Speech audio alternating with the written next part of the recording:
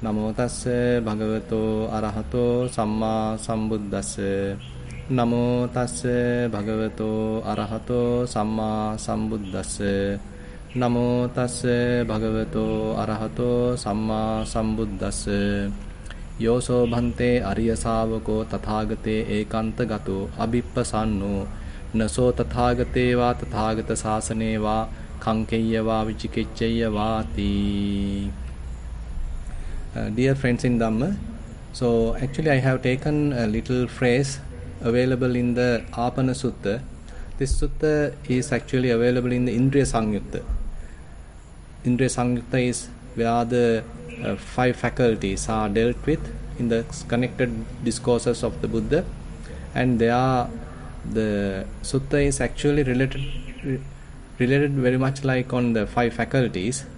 And we'll see what are these 5 faculties, and it is actually coming out as a dialogue between the Buddha and his chief disciple Venerable Sariputta. So at one occasion, Buddha and his chief disciple Venerable Sariputta were living in a country called Anga in India, and the location is called a village called Apana. So that's a very interesting question asked by the Buddha from Venerable Sariputta.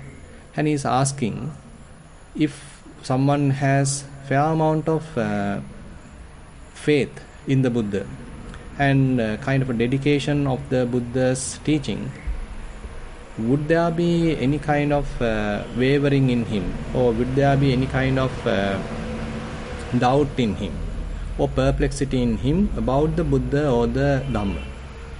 The kind of an unusual question that Buddha is in a way asking. So in a way, Buddha is telling that he is having certain amount of faith with the Buddha. There's a kind of a full confidence about the Buddha and his teaching. But anyway, he is asking, would that person can have any kind of a wavering, any kind of a doubt, any kind of a perplexity about the Buddha or his teaching? Now the Venerable Sariputta, of course, answering that it can't be. He is simply saying, Yoso bhante arya savako tathagate ekanta gato.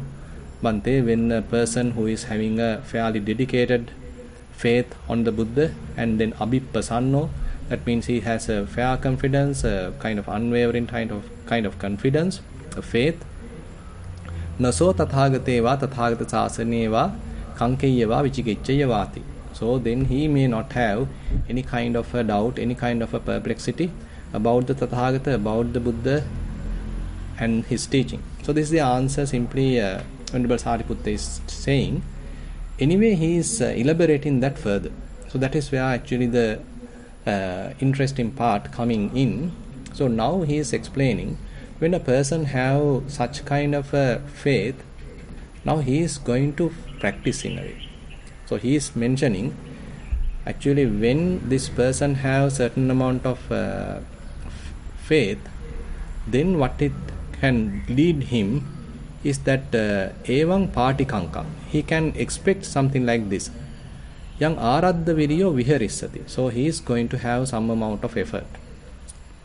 Now he is going to have some effort for what? Akusalanam dhammanam pahanaya, kusalanam dhammanam upasampadaya. In order to develop wholesome qualities and to abandon unwholesome qualities. Thamava dalha parakkamu, and he is having it as a kind of a strong effort, and he is exerting a very strong effort to that. And anikkhitta duro kusalesu dhammesu, and he is not going to give up that in between. So basically that means he has started a kind of an effort, and he is having it strongly, and he is not going to stop it in between.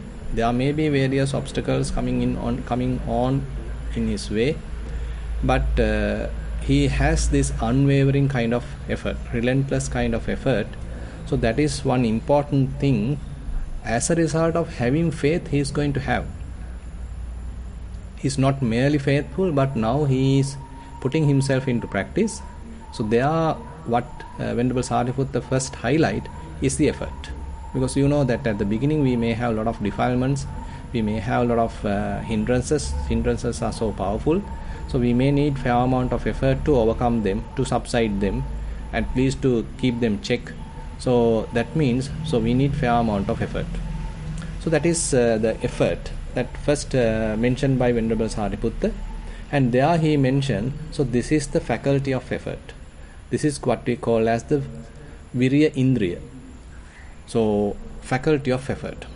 Now after that, Venerable Sariputta continues, he say, when a person is having some dedicated faith, also he has this kind of a strong effort. Now he does not stop there. He is now start practicing mindfulness. Saddassa hi bhante arya savakassa aradda viriyassa etam patikankam yang satima bhavissati. Now he is going to develop mindfulness. So that you can understand how, that's why we are gathered here at Kalalgoda. So we are conducting a meditation retreat here. We are trying to develop mindfulness using various methods. So that means, so we are faithful on Buddha's teaching, faithful about the Buddha, and again we are having fair amount of effort, and what we are trying to do right now is to practice mindfulness. And now Venerable Sariputta further explains, as we develop mindfulness further and further, so that mindfulness become available to us. So we feel, okay, I can maintain mindfulness during walking, I can maintain mindfulness while sitting, during when I am paying attention to breathing, I can watch breaths, several breaths, maybe 100 breaths, maybe 150 breaths continuously. Maybe while I am sitting, I can keep attention to various phenomena. Whatever the bodily phenomena arising, I can maintain some attention. Or while walking, I can maintain some attention, maintain awareness, body awareness during the walking. So likewise, we start recognizing the quality of mindfulness. So very much like a monitoring process is being started, initiated, developed, and now we are further and further improving that. And one interesting quality highlighted here by Venerable Sariputta, once we reach the faculty of mindfulness, what we call as Sati Indriya, once we reach the faculty of mindfulness, he is mentioning Paramena Sati Nepakkena Samannagato Chirakatampi Chirabhasitampi Sarita Anusarita. So he reaches an unwavering kind of mindfulness, a fair amount of mindfulness is available. So almost like throughout the day you have fair amount of presence of your mind. So added advantage of this, so kind of a benefit of this is the memory, improvement of the memory. Sati nepakkena samannagato chirakatampi chirabhasitampi sarita anusarita. So you are able to memorize whatever you have done long time ago. You can remember whatever the activities, maybe bodily activities, maybe what you have mentioned, what you have spoken long time ago, like what you have said it today. A kind of a very clear mentality is there. So your mind has become fairly clean, clear, and all the time you are trying to maintain mindfulness. So whatever the activity you have done, whatever the speech you have made, everything is fairly very much like effortlessly recorded in your mind. At a later time you can reveal it, or you can recall it. So as a result of that, Venerable Sariputta is saying, okay, you have this what we call as Sati Indriya, faculty of mindfulness. Now after that he is further explaining, Saddassa hi bhante arya savakassa aradda viriyassa upattita satino etam patikankam. So when certain person has faith, that is a saddha, and he also now have fair amount of effort, and now he is developing mindfulness, now he has mindfulness also. Now as he is continuing, he is developing another quality, that is the, we can say, the collectedness of the mind, that is the samadhi. So you know that, assume that we are practicing anapanasati, mindfulness on breathing. So you are again and again keeping your attention to several breaths. So you are improving that quality, you are improving that skill. So you are able to maintain your attention 10 breaths, you are able to maintain your attention for 20 breaths, you are able to maintain your attention for say 100 breaths. So more and more now mind is well collected to you, and you can keep your attention closer to the nostril. So that means certain amount of collectedness is happening. Previously mind has very much like shown a kind of a restless behavior, but now it has become somewhat calm. On the other hand, previously it is being shifted from one object to the other object, but now it has somewhat restrained itself, and now it is keeping attention only on the breath. And previously it is very much like scattered, but now it is fairly collected. Now a certain amount of another quality you can recognize developing as a result of this practice: collectedness of the mind. You can focus your attention onto something. You are selecting a particular object where you want to focus your attention, and consistently you can keep your attention there for a while. That quality or that skill is now being developed. Previously you are able to keep your attention for 1 minute, now you can keep your attention for 5 minutes, now you can keep there, for example, 20 minutes. So likewise you can maintain your attention at a particular selected place for a longer time. So this is where we understand, okay, now mind getting collected, concentrated, focused for a considerable period of time. Now you start developing the concentration, samadhi. Now as you practice Anapanasati, most of you might have experienced that the breathing becomes soft, breathing becomes subtler, and the in-breath and out-breath almost like become subtler and subtler, very short maybe. And sometimes you might even fall asleep, or sometimes various distractions can happen, various signs can happen, and you might even change your object. So these are the wrong decisions what we have taken and kind of obstacles we might encounter. Suppose that you are able to overcome all those difficulties or those obstacles, but you are consistently keeping your attention on the breathing. The next challenge is that the breathing becomes subtler and subtler, and ultimately even breathing become almost non-perceivable. You can't even perceive whether I am breathing. So all of a sudden you might get afraid and you might open your eyes and you want to check whether your heartbeat is there, or whether I am going to die, I am not getting enough oxygen. So you might have all these different kind of obstacles. Again you might fall asleep, or there could be various perceptions, there could be various doubts. That also can happen. So these are the kind of obstacles that we might encounter. Every time on such situations we have to again align our attention back to the nostril. We have to align our attention back to the breathing, and if we fall asleep, again we have to rise up. If we feel kind of difficult, again we have to arouse energy. So likewise when we collapse, again we have to rise up. So that means the effort is also developing. And again if we drift our attention to something else, if we get distracted, again we have to align ourselves, establish mindfulness.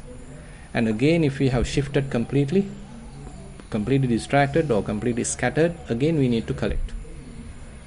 Now you can see these are the kind of drawbacks, or we can say difficulties, obstacles we might encounter. But as you are continuing further and further, you are able to handle them. And even when breathing becomes subtler and subtler, you are able to maintain your attention at the nostril. And ultimately, as I mentioned, it can even be subtlest. You can't even perceive it. You can't even see whether I am breathing, or whether it is the in-breath or out-breath, or almost like it disappeared.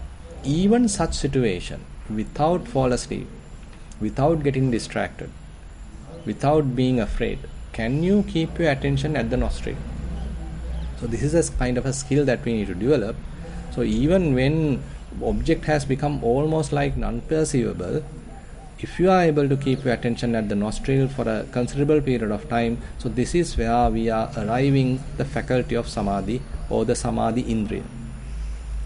Previously actually only several breaths, maybe only single breath, but later several breaths, maybe 100 breaths later, then maybe 200 breaths. But now what we are talking is a very subtle object, and that subtle object even might have disappeared, but still we are able to maintain our attention at the nostril. So this is where Venerable Sariputta mentioned, Vassaggarammanam karitva labissati samadhi labissati chittas ekaggatang yohissa bhante samadhi tadassa samadhi indriya. Even when you don't perceive any object, mind has almost abandoned the object, even such situation, if you are able to maintain your attention where you want, then that indicates the samadhi indriya, the faculty of concentration. Okay, now we have come to another level. So fair amount of necessary skills are now available. What we have certain amount of faith. Dedicated amount of faith is there. Further, we started developing the practicing of mindfulness. Now the mindfulness is also available. So you know how to establish mindfulness. For that you might have encounter various objects, maybe breathing, maybe rising and falling, maybe walking, maybe daily activities. Many things are available. So you know how to do it. Now the faculty of mindfulness is also there. And further you have now the samadhi indriya, a fair amount of concentrated mind. So what are you going to do next? So next stage is the development of the vipassana, or development of the wisdom. Because here we need to understand, so mere mindfulness, a fair amount of concentration and effort, all that can bring us a fair amount of happiness, fair amount of joy. And your mind may be somewhat cool, very calm, relaxed, and your various thoughts might not be torturing you, so you may feel little happy, but this is not the end. So with all these skills, now we have to start developing Vipassana, developing wisdom. So that is the next stage. Say you are selecting various elements, which is element characteristics available in the body. You are keeping your attention at those element characteristics, various sensations. Say you are able to recognize various phenomena. Say hardness, softness, maybe kind of heaviness, lightness, maybe roughness, smoothness. So these are the very subtle element characteristics of the earth element. Then maybe vibrations, movements. So these are the characteristics of the air element. Maybe you might feel sometimes heat, cold. So these are the characteristics of the heat element. And very rarely probably even you might feel the kind of fluidity in the body or the cohesion of the body. So that is the water element. Now this sometimes we call as the Mahabhuta, where are the four great elements and how they are manifesting, and they are actually showing their presence using those characteristics, what I have just explained. Now one level of our practice is to come to this very subtle recognition of these characteristics. For that actually you need mindfulness. For that you need to pay attention. You need to clearly keep your attention onto a particular place of your body where this kind of hardness is available, where kind of vibration or movement is available, where heat is available. And once you keep your attention there, sometimes you might not feel much because your mind is not yet trained to extract that information. Even though suppose you are feeling maybe a contact between two hands, maybe say you are keeping one hand on top of the other hand. So what happens is there is a little bit of heaviness, there may be a little bit of heat. So sorry about the disturbance. So we are going to learn Vipassana, where the impermanence.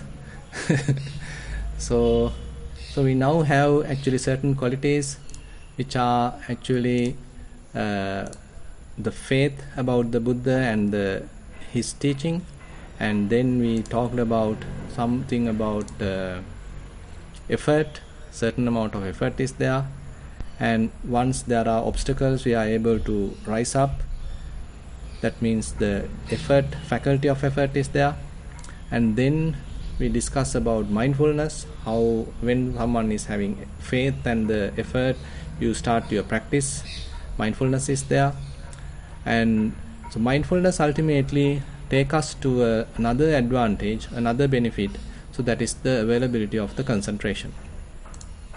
Now once mind is concentrated, we understood, okay, it has different levels, and one level is the faculty of concentration where even you can't perceive the object, almost like it has disappeared, still you are able to maintain your attention at the place you want. So this is a little difficult task actually, because we need a gross object to hang on. We need a gross object to keep our attention. But now you can see that the object almost has disappeared, but you are able to maintain your attention without getting distracted. Now this is what we call as the Samadhi indriya, the faculty of concentration. Now with all these ammunition available, let's start Vipassana. Now you are keeping your attention onto the body, various phenomena are available, you are able to observe their behavior. So as a result of that, you are slowly understanding their true nature. And there are maybe other areas. Let me say you are practicing Vedananupassana. You are trying to recognize various feelings. Maybe painful feelings are there, pleasurable feelings are there, maybe equanimous feelings are there. So you are keeping your attention onto those feelings. At the beginning they might not be very clear, but since you are more enthusiastic, since you have a little bit of curiosity, what's really going on, I want to learn about them, I am trying to investigate about their true nature, and you are equipped with effort, you are equipped with mindfulness, you are equipped with concentration, so all the necessary skills are available. Now it's a matter of kind of familiarizing or developing another skill, that is this investigation, sometimes what we call as the Dhamma Vichaya. Tata sato viharanto tang dhammang panyaya pavichinati pavicharati. So once you are establishing a fair amount of unwavering mindfulness, you have collectedness of the mind, effort is there, now you are trying to investigate. So this investigation is the one revealing their true nature. Say you are investigating a painful feeling. Previously you are actually hating painful feelings. You want to quickly get rid of it. But now, rather than get rid of them, you want to carefully pay attention onto those feelings. You are maintaining a kind of a balance. You step back and watch those painful feelings, and now slowly you are able to understand their true nature, how they are arising, how they are existing for a while, and how it is slowly fading away, or maybe even increasing the pain, or maybe fluctuating and assume that you are observing a pleasurable feeling. Previously we were immediately jump to it, we want it, I am happy, but now you step back and watch a pleasurable feeling. So you have kind of a detached observing quality, or you have become a kind of a detached observer. Various feelings are there, you are able to detach and observe. And as a result of that, what happens is slowly you are able to understand the true nature of the feelings. So these feelings are not permanent, these feelings are fairly non-governable, and you have very kind of less control over them. Probably you can overcome a painful feeling by changing the posture, but apart from that there is very less control over these feelings. So slowly you are trying to understand their true nature. Now say for example you are practicing Chittanupassana, you are trying to watch your mind. Actually, in order to do that, you need certain amount of skills in your hand. One thing is the mindfulness, the other one is the previous ability, where you are able to recognize something properly or recognize something discreetly, what we call as the sampajanya, clear comprehension. So various information is there, you can discreetly look at it, you can discreetly locate your attention and then precisely look at that what you need, the exact location. So that ability is something that we are now developing. As a result of that, now even you can watch the mind. Because otherwise what happens is, we immediately get driven by the thoughts, emotions happening in the mind instead of watching them. So as we have certain amount of experience of the body and various bodily feelings, so we have gained certain amount of skill. Now you can make use of that skill, so that even thoughts you can recognize as merely thoughts. Say for example you have a lustful thought. Previously you might get caught to a lustful thought, you become kind of even participating, you become even fertilizing it, you start feeding it, and ultimately you completely end up with lust, burned with lust. But now the situation is different, you are able to recognize lustful feeling as a lustful feeling. It's a quite different approach.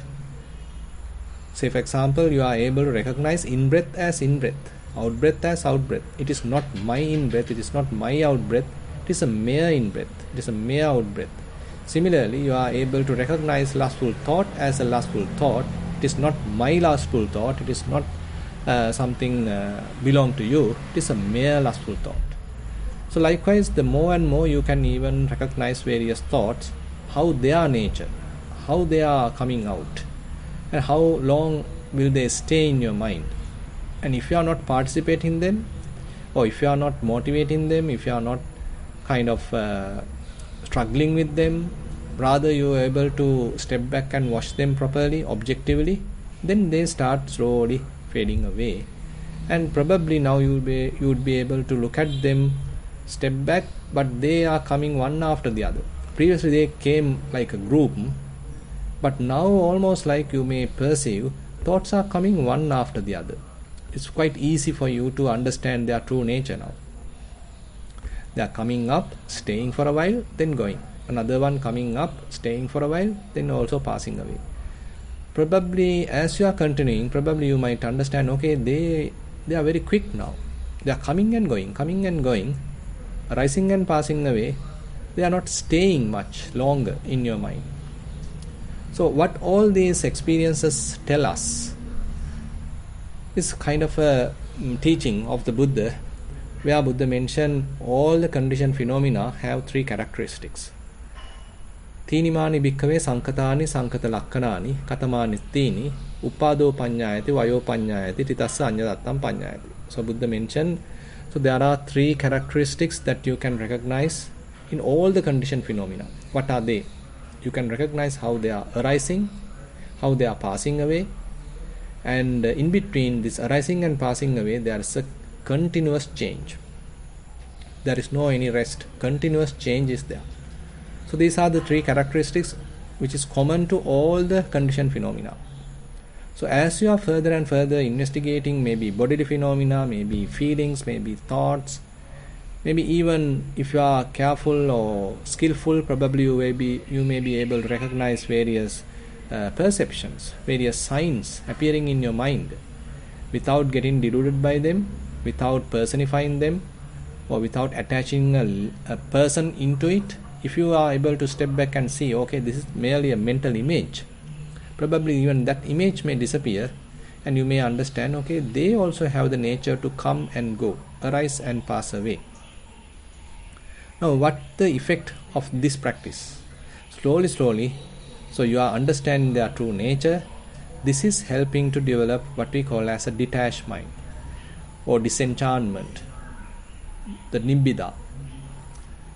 So you are not much interested about what is going on right now, because you understood their true nature. So this true nature, this understanding, yatha bhuta gnana dassana, helping to develop kind of a disenchantment. Now fair amount of dispassion is there.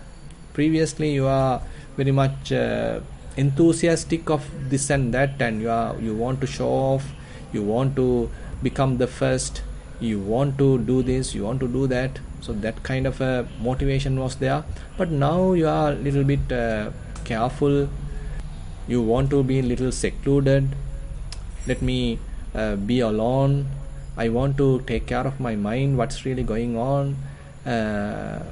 So kind of a different attitude is now being developed in your mind. So the practice has helped us to change our character. Certain behavioral changes have happened, and you may be able to understand, okay, things are there, you are not much interested about them now. You have taken the back seat, very much like. So this is an indication that the nibbida and viraga is working, that the dispassion and the disenchantment is working. And further, if you practice like this, probably you might experience thoughtless moments. Say while you are practicing say elements meditation, so you are able to recognize different phenomena. So slowly those different phenomena quickly arising and passing away. And there may be situation your mind get completely lifted up and you can't even perceive anything, not even thoughts available.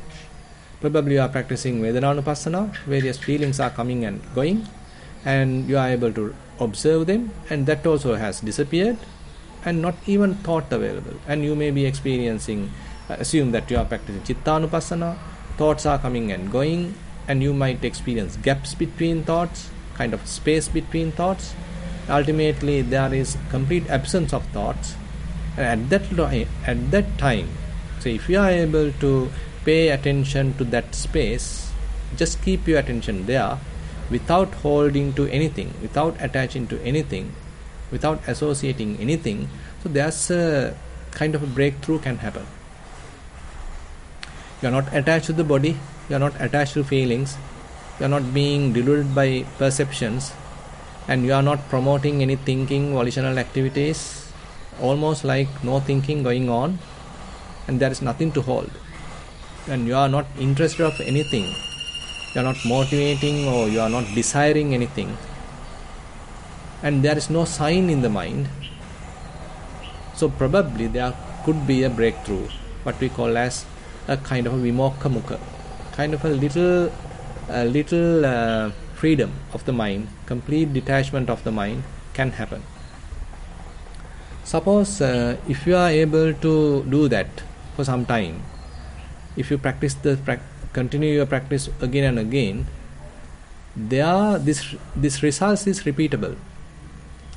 You may understand, okay, I am navigating through a kind of a practice, and once I reach a particular place, things are coming and going, and ultimately everything is very much like stopped, subsided, and mind is released.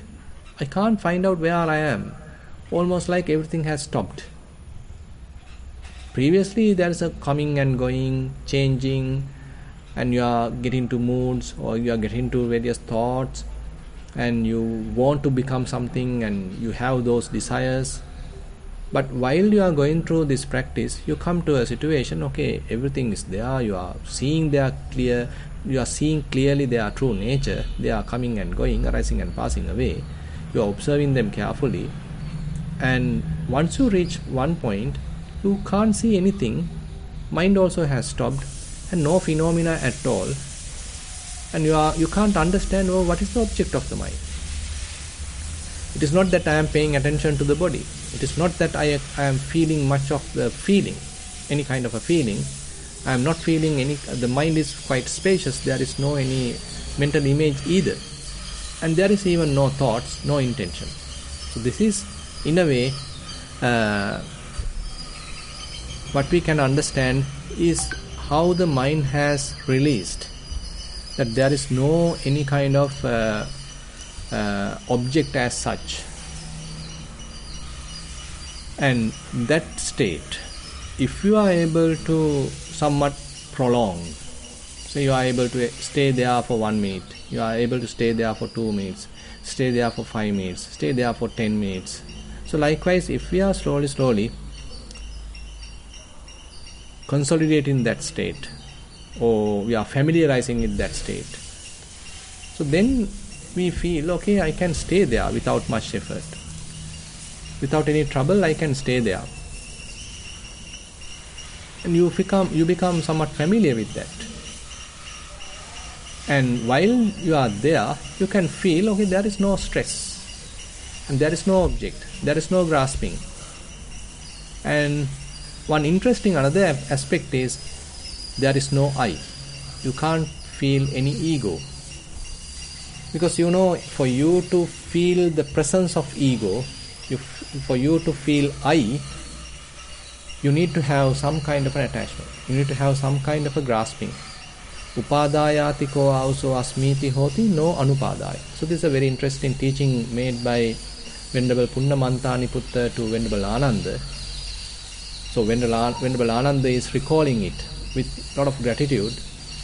Upadayati ko auso ananda asmiti hoti no anupadaya. Ananda, if you have to feel the presence of you, if you want to feel the presence of I, the ego, asmi, the kind of a conceit, little conceit, there should be some kind of an attachment. There should be some kind of a grasping. But now at this level, once you reach this unattached, non-grasping state of mind, since there is no grasping, you can't feel the strong presence of you, strong presence of ego. So then almost like it might appear like a very boring state. because you know that when we want to act, act strongly, so you want to get excited, you want to feel angry, say you want to be lustful, so then there's a strong presence of person. So you are highlighted, so your personality is highlighted, you are strongly becoming an individual, so that ego is highlighted. But when there is no anger, when there is no lust, or when there is no any kind of a doubt, perplexity, then you can't find the presence of you. You can't find a strong personality, but very much like a very calm, relaxed, peaceful presence is there. Anyway, as you are continuing your practice, so you may understand, okay, this is an area we are need to properly balance, properly maintain. Otherwise, again the mind go and slip with something, and again mind go and attach with something.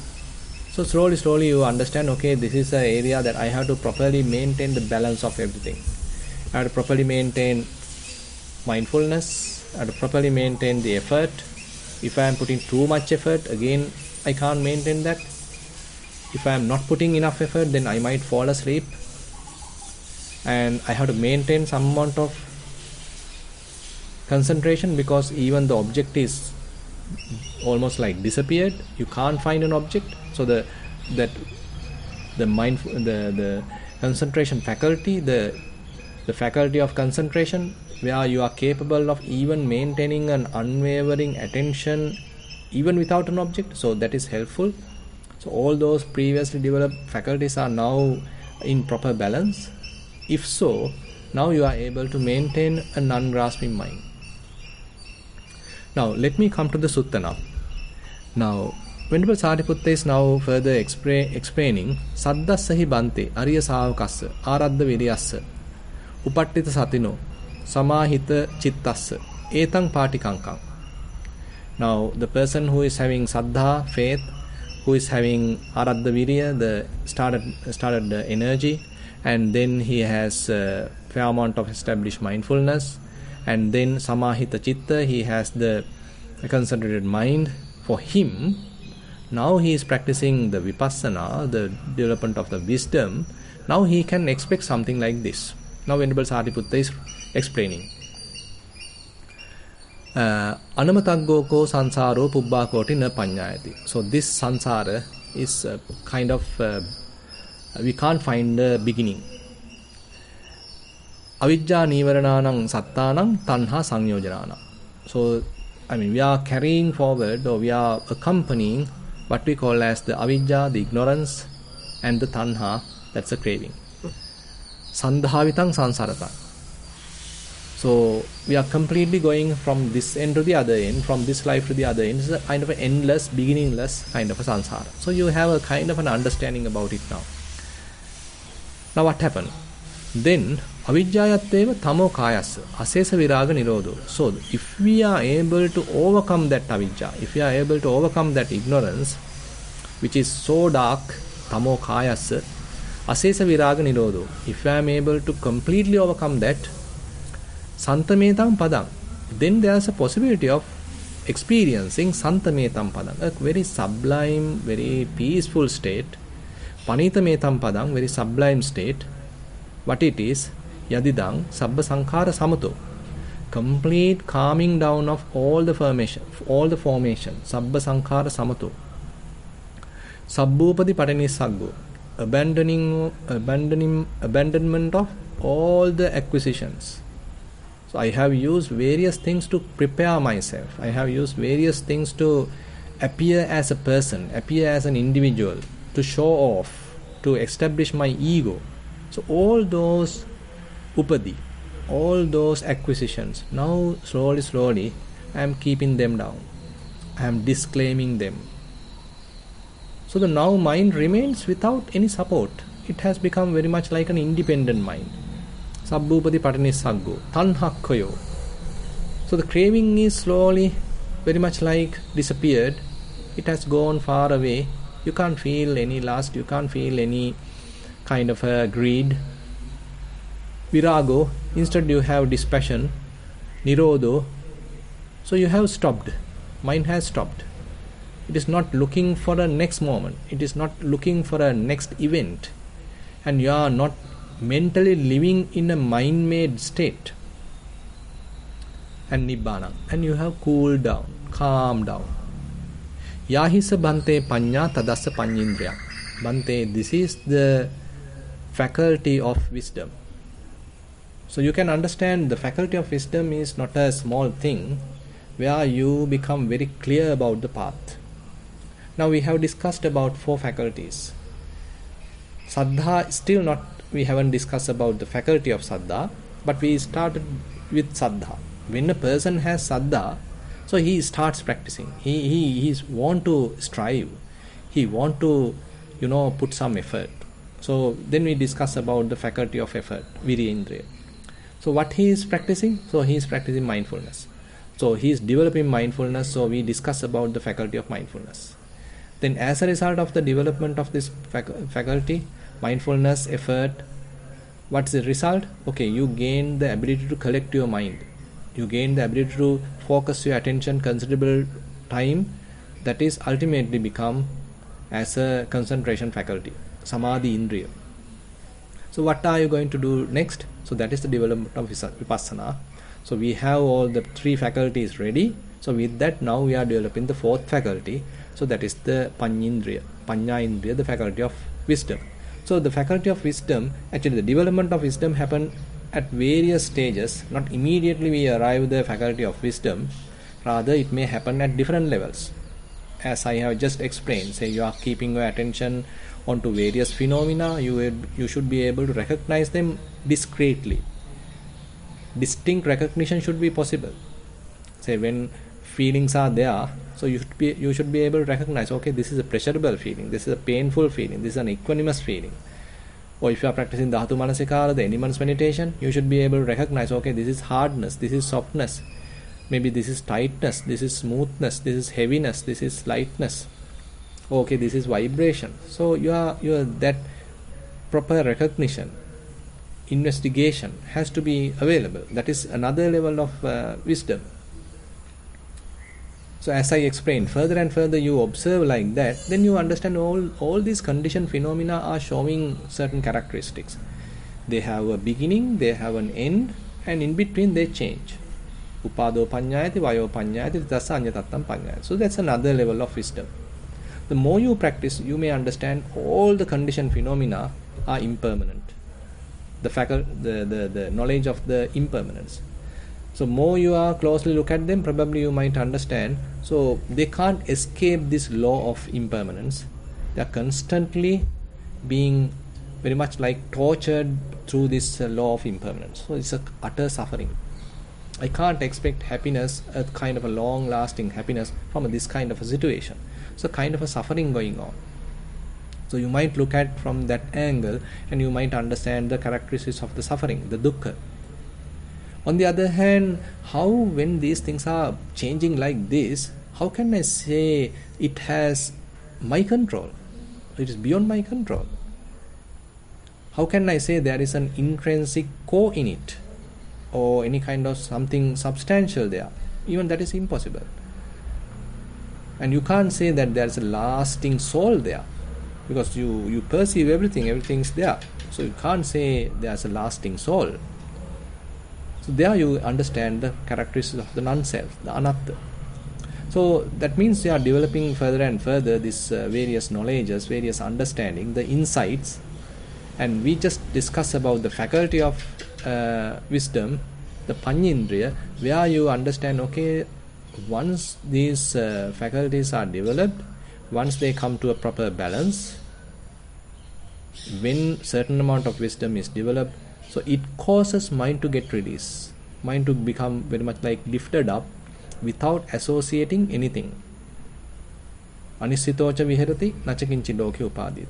Without associating anything, without grasping anything in the world, now mind is simply, we can say, knowing things with a relaxed, stopped, calm and non-associated state. So that is very much like the temporary Nibbana right now I am available. So that is something, Tadanga Nibbhuti. So Tadanga Nibbhuti is referred as a result of the Vipassana practice.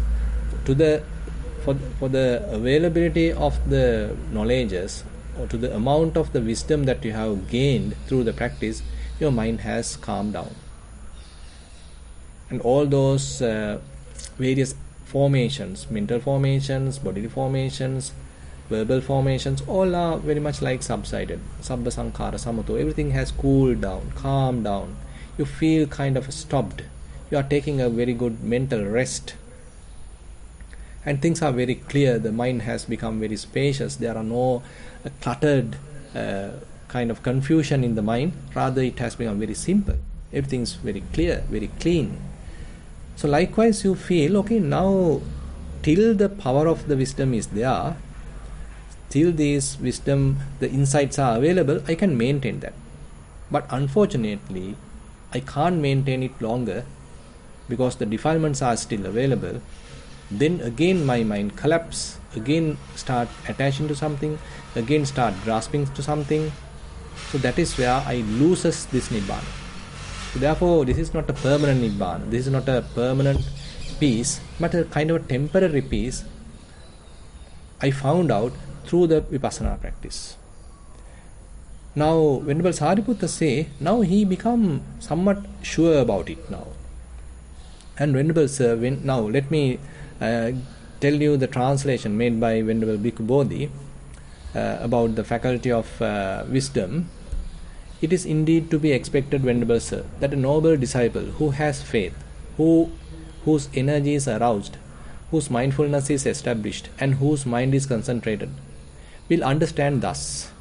This samsara is without discoverable beginning. A first point is not discerned, of beings roaming and wandering on, hindered by ignorance and fettered by craving. But the remainderless fading away and cessation of ignorance, the mass of darkness, this is the peaceful state, this is the sublime state, that is, the stilling of all formations, the relinquishment of all acquisitions, the destruction of craving, dispassion, cessation, nibbana. That wisdom of his Venerable Sir is his faculty of wisdom. So you can see how Venerable Sariputta is taking us to another level. It is not the mere wisdom, it is not the mere insight, but you are very clear about the path now. You know what exactly you need to do. You know how to achieve a temporary peace, a kind of a temporary nibbana, but it is not yet permanent, it is not yet a kind of a perfect one, but you are somewhat clear about the path. So this is where Venerable Sariputta mentioned, okay, this is the faculty of wisdom. So let's go forward. Now Venerable Sariputta is summarizing. Saddoso bhante arya savako evaṁ padahitva padahitva evaṁ saritva saritva evaṁ samadhitva samadhitva evaṁ pajanitva pajanitva. So now he is further and further continuing. He is exerting effort again and again. He is developing mindfulness further and further. And he is concentrating again and again. And he is achieving this wisdom again and again. So striving such a way, again and again recollected in such a way, again and again concentrated his mind in such a way, again and again understood with wisdom in such a way. So that means he is again and again achieving it. So this process is a repeatable process. So when things are coming in line, so he is achieving it. So he is now quite sure about it. Now what's the result? He is now sure. Imeko te dhamma yeme pubbe sutava ahesu. I have only heard about them previously. I heard something Buddha was talking about saddha. I heard something called virya, effort. I heard something about concentration, mindfulness, and even the wisdom. I have heard about them, but those were in the previously I have heard about them. But now, tena hang etarai kayena cha pusitva viharami. Now I am experiencing them. I have faith now. I have certain amount of effort now. I know what is effort. I know what is mindfulness. I am experiencing mindfulness. And I know what is exactly the concentration, because I have gone through that practice. Now I have examined, I have personally experienced that sort of concentration. And I haven't just spent like that, I did the thorough investigation. As a result of that, now I am experiencing the wisdom. It is no more a mere hearsay. It is no more something that I have simply heard, but it is something that I am experientially knowing now. This is a very, very interesting, strong statement made by Venerable Sariputta. So let me give you the translation by Bhikkhu Bodhi. And Venerable Sir, when he has again and again strived in such a way, again and again recollected in such a way, again and again concentrated his mind in such a way, again and again understood with wisdom in such a way, that noble disciple gains complete faith.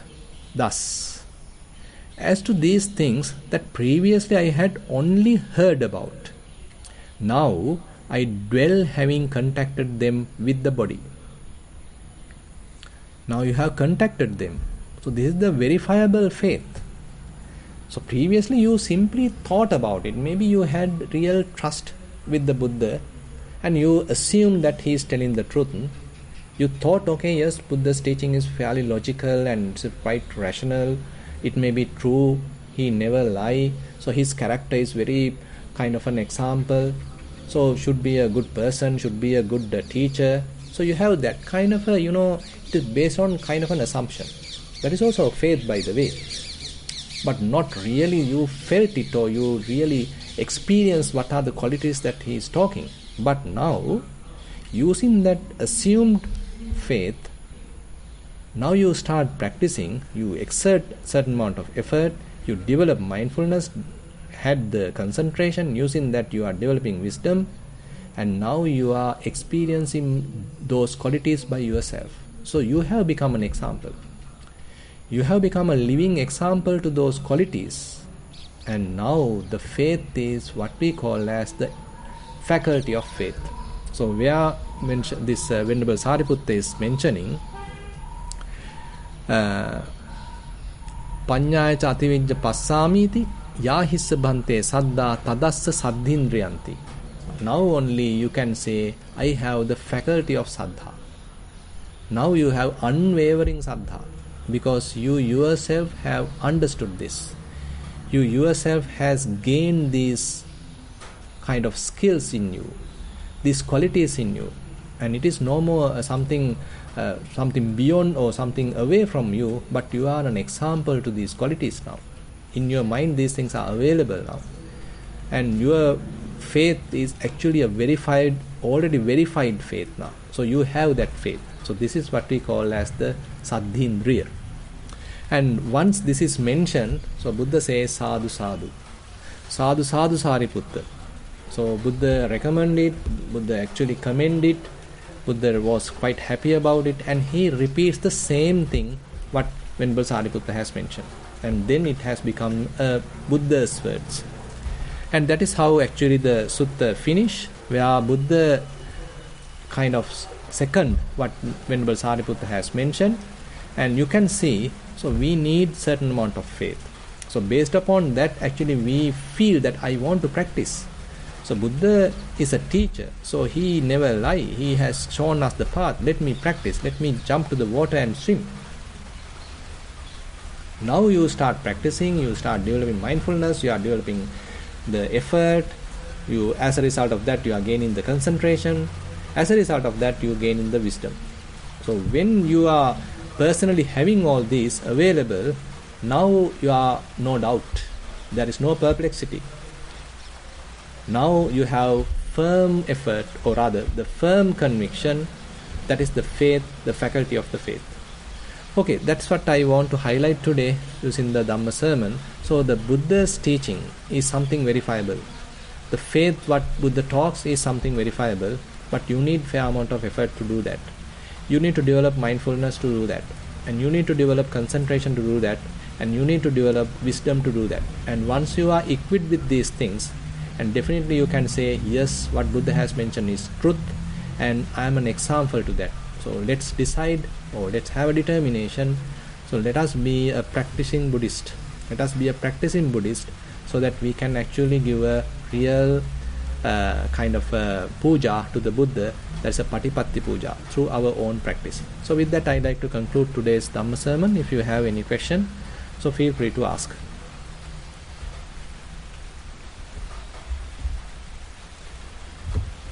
You are muted, Doctor. Yes, much merit Bhante for that really wonderful sermon, which took us very, very far and deep into the path and the practice of the what we know as the 5 faculties and into the meditation. Can I please ask those, since there are so many, whether they would like to place it on chat at the moment? Venerable Olande Ananda Mahathero, Bhante, you can unmute yourself. I have made you a co-host, so you can unmute. Others are muted because of the need to have... can we ask for the chat whether we could have questions or any comments to be placed on the chat, please? Recording stopped.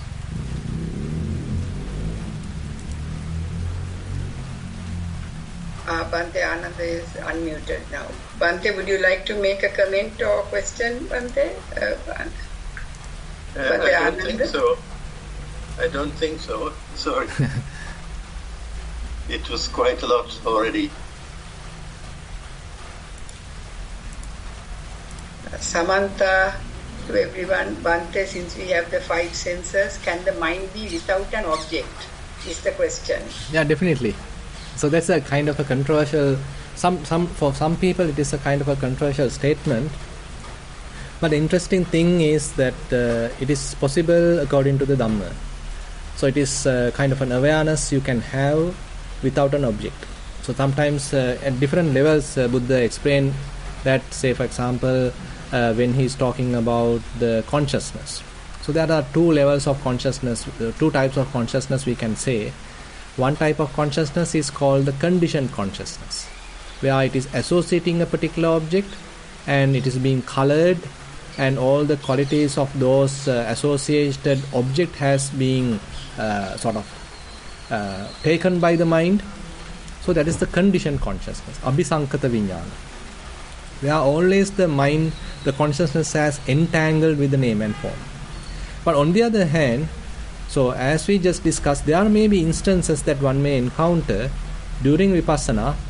There is no object to the mind, there is no grasping, there is no association with anything as such. Then the consciousness becomes almost like an independent type of consciousness where it is not find any footing with anything. So that is what we call as the appatittita vijnana, unestablished consciousness. So on such situation there is no object in the mind.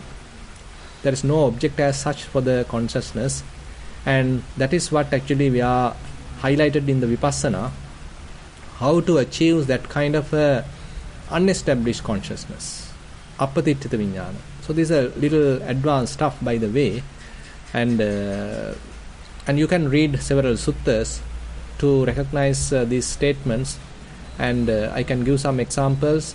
Say for example in the Upaya Sutta, in the Kanda Sangyutta, where Buddha mentioned about this.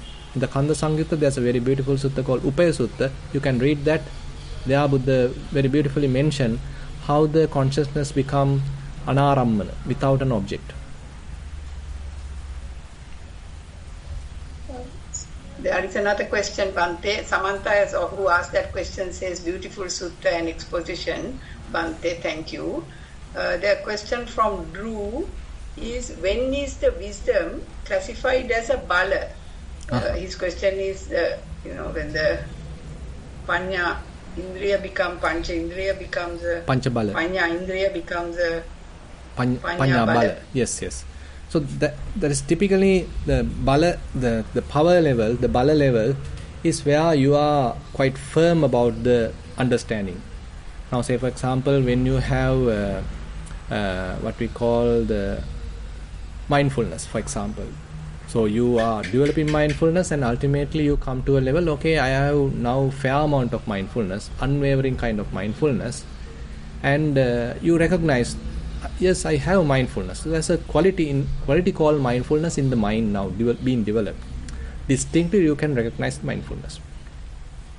And according to today's sutta, Apana Sutta, so you understand, okay, as a result of the practice, now I gain certain amount of memory also. I can recall something has happened in the past. There's a very clarity of the mind. I'm always the presence of the mind. So mindfulness is there. So that is the faculty of the mindfulness. So what is the power of the mindfulness? The mindfulness bala or the sati bala. That is where, so even when mind becomes unmindful, you are not afraid. You don't become upset, because you know how to achieve it again. You know how to take it back. You know how quickly align it. So that is what is called as the sati bala. Pamade na kampati, the sati bala. So similarly, if we come to the, say, faculty of panya. So we just today discuss about the faculty of panya. So where you have experienced the wisdom, where thorough understanding about this situation is available.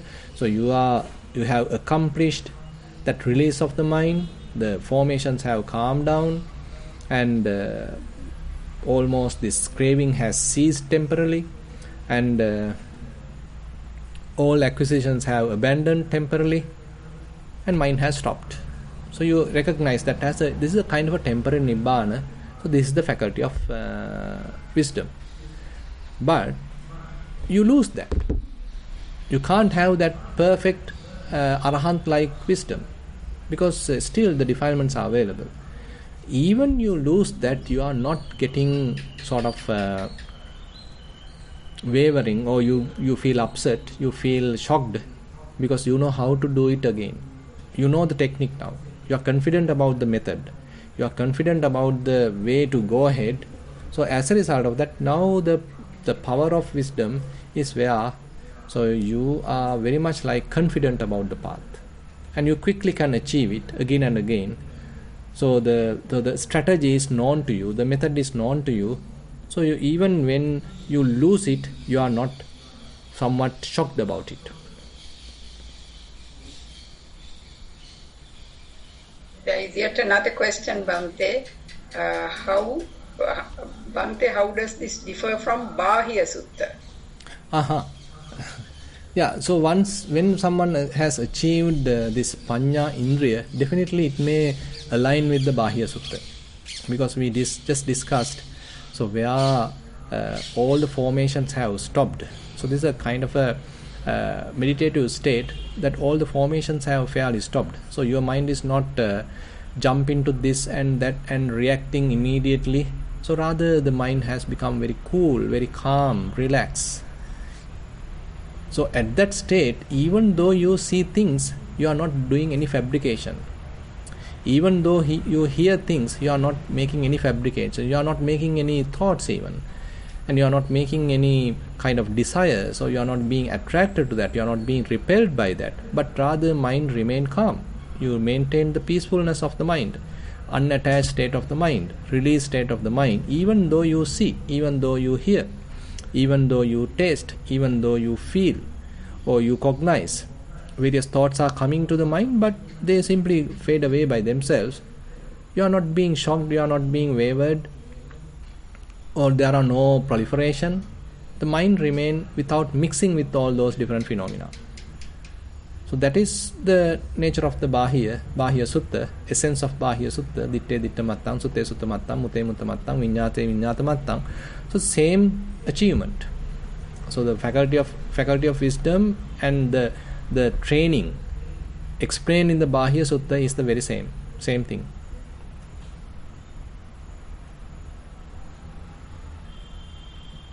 I wonder whether Kalalgoda Meditation Center has any questions. Now there are only complimentary sadhu sadhu and thank yous, no questions on the chat as such. One other, Teruan Saranai Bhante and all, say people. Bhante, whether the Kalalgoda Meditation Center is... I'm not sure, because... do they have any questions?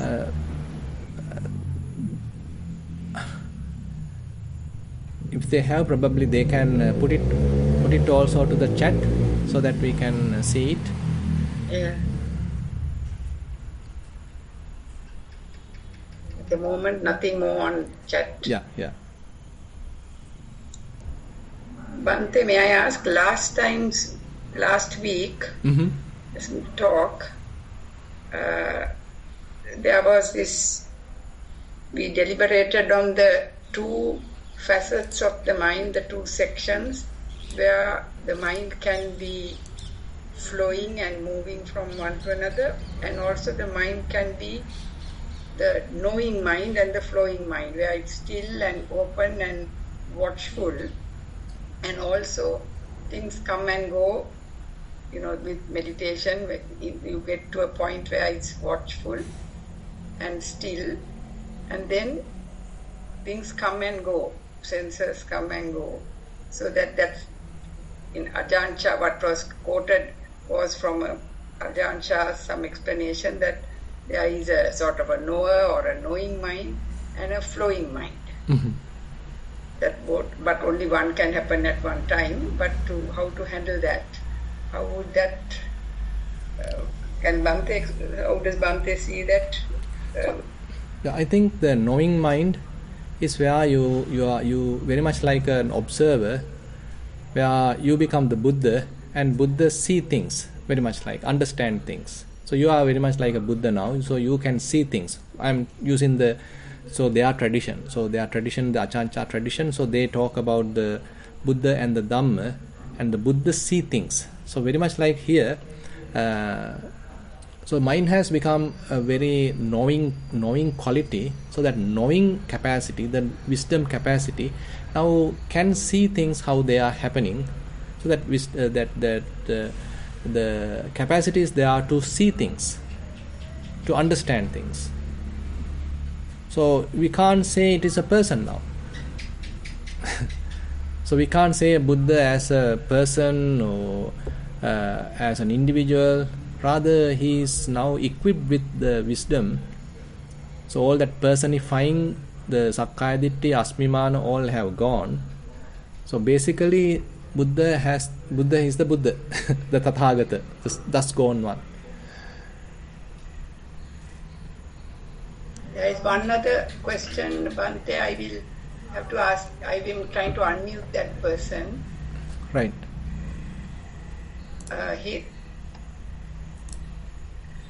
Hiranti, now you can. Hiranti, now you can unmute yourself. Yeah, Hiranti, Bhante. Yeah. I just want to find out. There are two parts to this question. Sati Prajna becomes a Sati Bala. Is that right? No, Sati faculty, the Sati Indriya becomes Sati Bala. And Panya Indriya become Panya Bala. Sati Indriya. Sorry. Sati Indriya becomes a Sati Bala. Yes. And Then Panya. it develops. Yeah. Then Panya Indriya becomes Panya Bala. Yeah, that's what I meant. First becomes the Bala and then the Indriya. No, the other way around. Indriya becomes a Bala. Exactly. So once it becomes a Bala, it won't go away. We can't say so. The thing is, we to some extent we can say, as per today's discussion, it has developed. Now the difference between the Indriya level and the Bala level is that at the Indriya level, so you recognize the presence of all those skills, all those qualities. Say the presence of mindfulness, you can distinctly know. Say the presence of wisdom, you can distinctly know. The presence of concentration, you can distinctly know. The presence of effort, you can distinctly know. And time to time, they become the most powerful governing factor of your mind. So likewise, you recognize the quality, the influence of those faculties. At the Bala level, you become unwavering, unshaken, even when you lose mindfulness, even when you lose, say, concentration, even when you lose wisdom, because you know how to again regain it. So previously you little bit shaked about it. Oh, what has happened? So am I in a downfall?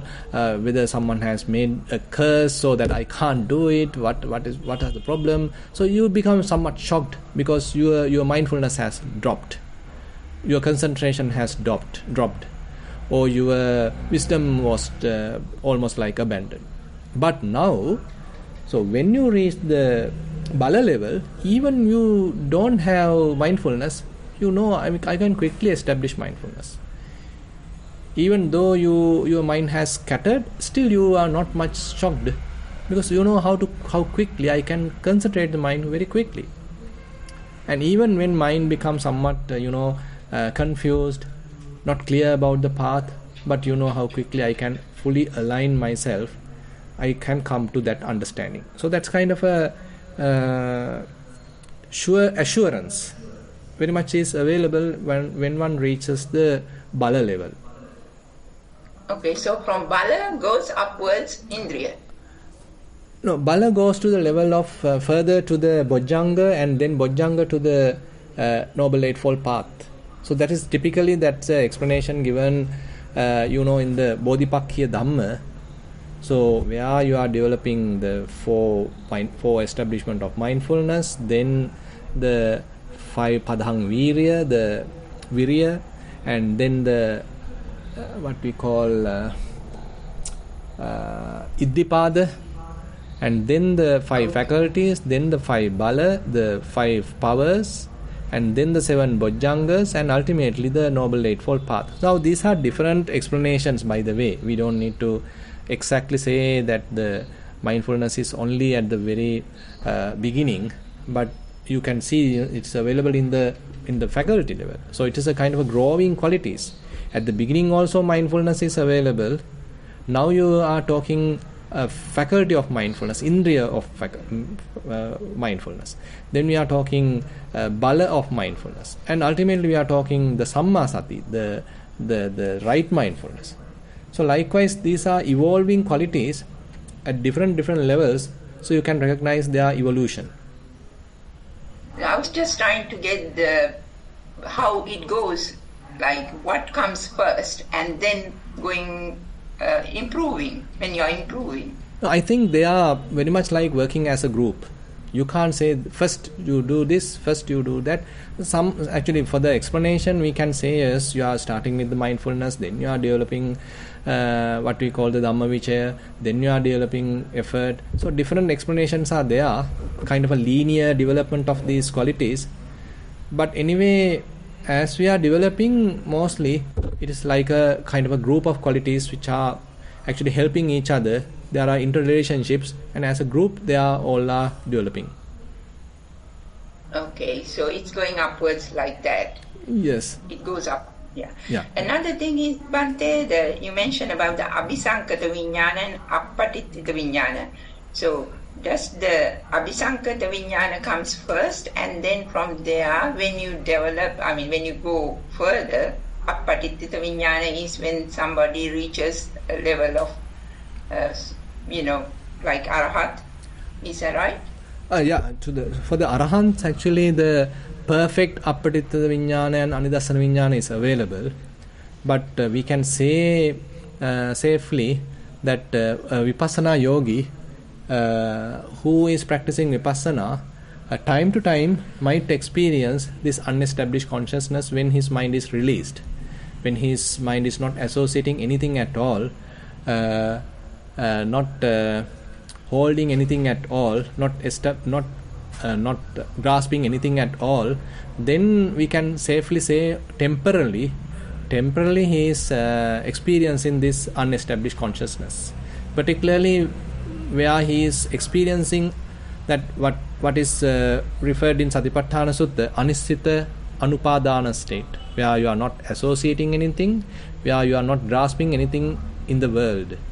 That means unestablished, not holding any object, and not established on any object, not footing on anything. So that is where we can say only for a temporary period of time he is experiencing the Appatittita Vijnana, the unestablished consciousness. Okay, so the full Arahat. The Arahant is the one perfected in that experiences. Yes. Okay. Thank you, Bante. Theruwan Sarnai. Yeah, Theruwan Sarnai. Bante, there is one other question. Right. Ashini Lea, is it possible that one who got mindfulness will not lose faith in next birth after dying? So we can't say like that, because these qualities, when one achieves an attainment, like one becomes a Sotapanna, so till that there's a possibility of reversing these things. So that's why the importance of the development of the wisdom. So wisdom, the faculty of wisdom, is the one actually cutting off the defilements, cutting off the sanyojana, the fetters. So till that, you can't say mere mindfulness can do it, or mere effort can do it, or mere concentration can do it. So all these faculties have to come in line and properly balanced, and then the cutting off these fetters have to happen. Then we can say your attainment is kind of irreversible. Vasanta, you raised your hand. You can unmute now, because you can unmute if you wish to. Vasanta Senanayaka. There is one comment from Anoja Vijayasekar, and I think we can end then. She says that the most important thing is the persistent practice. That they're not, instead of you say we need not get caught in the theory. Yeah.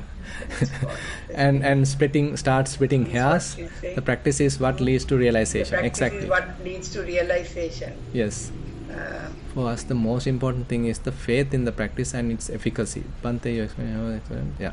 I fully agree with you, because if you are trying to analyze these things, precisely what is the boundary between faculty and bala, so it's very difficult. So we can't logically analyze these things and group things and come up with a kind of a boundary list and all these demarcations. So that is not the message. The message of the discussion is that you have to have faith. Still you haven't come to the complete verified state, but you start developing the practice. So you start practicing. It was an excellent and fantastic and very profound, very useful also to the advanced meditators. Bante, much merit to Bante, and to all the Kalalgoda meditation, the retreats. Thank you for being logged in and joining together. Can we then end the session, Bante, with the Anumodana? Yeah. Sure. So actually, let me today, since I am at Kalalgoda, I have a little sharing of merits. So this is related to Kalalgoda. There are many yogis gathered here, and some devotees have volunteered in giving dana. So the breakfast dana was offered, and they want to share merits with their beloved departed father, Mr. P.A.H. Pereira. May he attains the supreme bliss of Nibbana. And then there is a sharing of merits for the lunch dana by Dayani Pereira, Sydney, Australia. And they are wishing Venerable and the yogis gain nourishment from the lunch on the dana. The merits from the dana is offered to her beloved son, Keshan Dinesh, who had been alive, would have been 28 years old on 14th November. So there are many yogis gathered here in Kalalgoda, and many have participated from the through the Zoom, and all of us, we are able to listen to Dhamma sermon, participate in the Dhamma discussion, and some of you are participating and doing the practice. All these have help us to develop certain amount of wisdom also. So all these merits, let's share with all the past relatives, let's share with all the celestial beings and whoever in need of merits. And we wish these merits help us also to attain path, fruition, Nibbana. We'll recite the traditional verses. Ettavata cham hehi sambatang punya sampadang sabbe deva anumodantu sabba sampatti siddhya.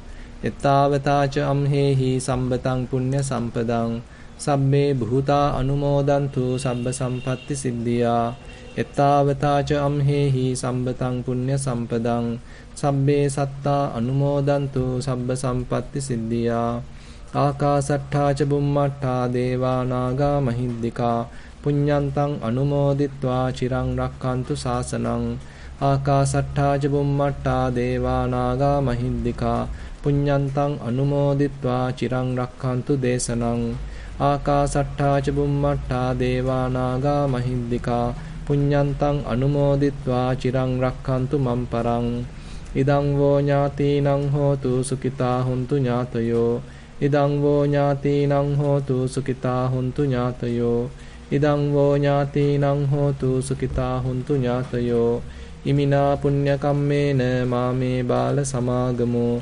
Sataṃ samāgamo hotu yāva nibbāna pattiya. Imina punya kammena māme bāla samāgamo. Sataṃ samāgamo hotu yāva nibbāna pattiya. Imina punya kammena māme bāla samāgamo. Sataṃ samāgamo hotu yāva nibbāna pattiya. Sadhu, sadhu, sadhu. And much merit, Bhante, to you for spending your precious time with us and taking so much trouble to explain to us all, that's important and practical, and the steps that need to be taken and meaningfully. So much merit, Bhante, for this fantastic sermon and for your time. Okay, Thero Saranai. Sadhu. Thero Saranai. Thero Saranai.